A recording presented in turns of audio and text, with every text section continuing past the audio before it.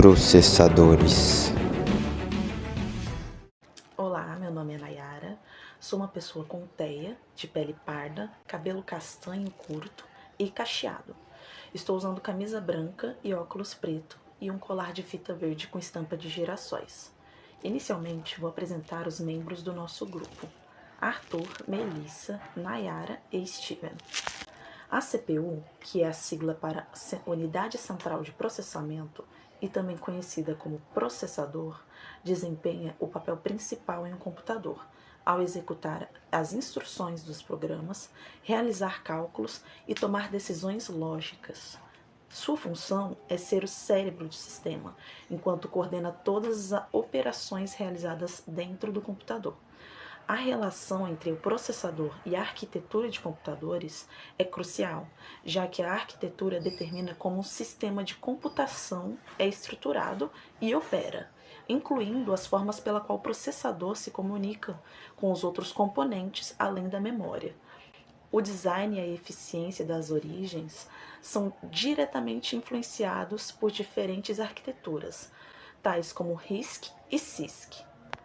À medida que o poder de processamento cresce, surgem novas aplicações em diversas áreas, tais como inteligência artificial, jogos, simulações complexas, criptografia avançada e Big Data. O aumento de poder possibilita a execução mais rápida e eficiente de tarefas que eram impossíveis ou muito demoradas, impulsionando assim a inovação tecnológica e a transformação digital em diversos setores econômicos. Olá, eu sou a Melissa, eu sou uma mulher branca de 18 anos, eu tenho cabelo enrolado e loiro e uma franja. Eu tô usando uma camisa social preta com detalhes em branco. Começando com a arquitetura dos processadores. O próprio termo arquitetura de computadores já é bastante conhecido por definir como o hardware e o software conversam entre si, permitindo que programas sejam feitos e executados. A arquitetura de um processador não é muito diferente e se refere ao projeto do chip e à maneira como ele processa dados. Ela define o funcionamento e a organização interna do processador e é composta por diversos componentes interconectados que são responsáveis por executar instruções e realizar cálculos. Essa arquitetura também fica responsável por especificar quais operações um processador pode executar, conhecida como conjunto de instruções, que é basicamente quem define as limitações e as capacidades de um processador. Uma instrução pode ser tanto uma operação comum de soma quanto um comando para carregar e armazenar dados. Embora existam alguns tipos de arquitetura, eu vou falar aqui sobre o tipo RISC e o tipo CISC, que são seus dois mais comuns. RISC, que traduz para computador com conjunto reduzido de instruções, é projetado para executar um conjunto menor de instruções simples e eficientes. Ele tem uma abordagem de design que visa simplificar a arquitetura do processador, reduzindo o número de instruções que ele pode executar. Seu pipeline é mais eficiente porque, tendo um conjunto de instruções simples e otimizadas, isso permite que ele tenha um menor tempo de processamento e um consumo menor de energia no processo. Enquanto isso, CISC, que significa computador com um conjunto complexo de instruções, tem uma abordagem de design de processador que suporta um grande número de instruções complexas e variadas. A ideia principal dele é minimizar a quantidade de instruções por programa, já que processadores CISC podem executar uma única instrução que por si só é capaz de realizar uma série de tarefas complexas. Isso torna o processador muito mais flexível e poderoso, mas também aumenta o seu grau de complexidade, tornando-o mais difícil de ser implementado e projetado. Além do mais, existem algumas máquinas que utilizam da combinação dessas duas técnicas, RISC e CISC, chamando-a de arquitetura híbrida. Esse tipo de abordagem permite que eles tenham um conjunto de instruções simples e eficientes, mas que também possam executar instruções complexas se necessário.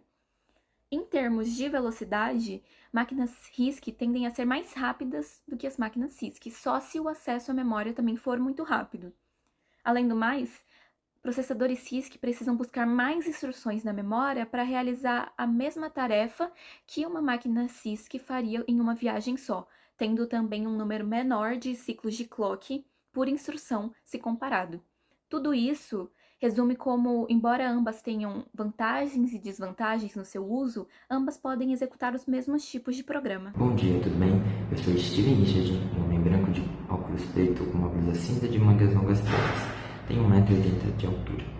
Hoje eu vou falar sobre o funcionamento interno do processador, que é o cérebro do computador.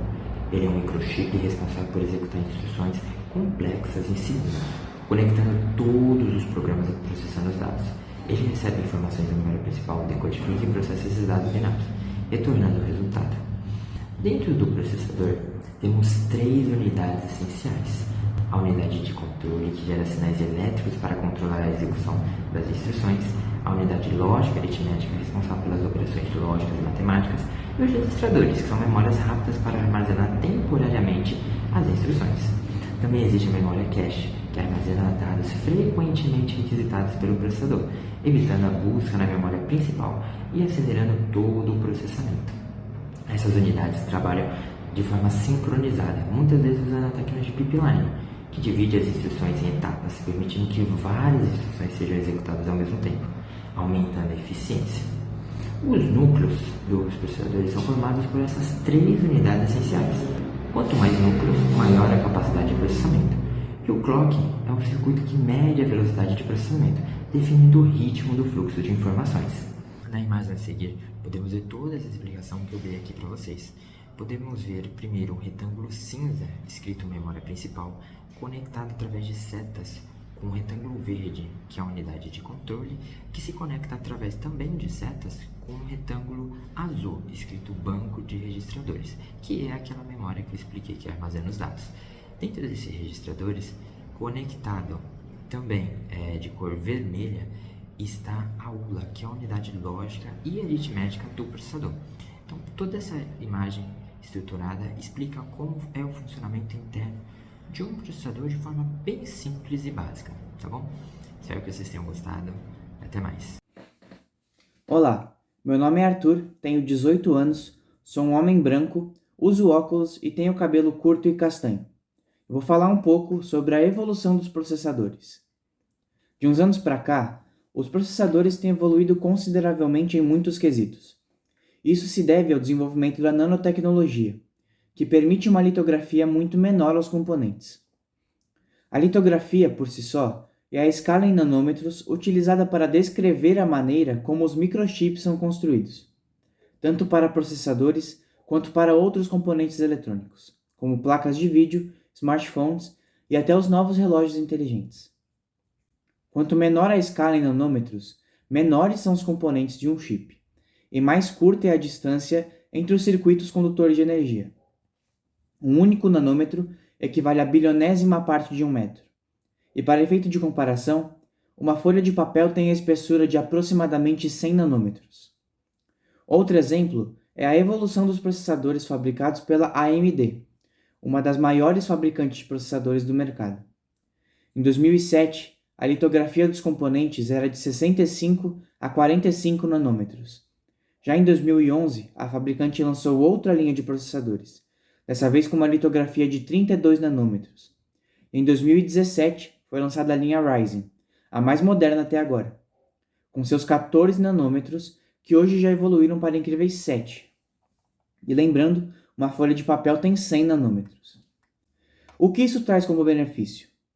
Com a extrema diminuição no tamanho dos transistores e a distância bem mais curta entre os circuitos, os componentes precisam de muito menos energia para alcançar seu desempenho máximo, o que logicamente eleva o desempenho dos chips.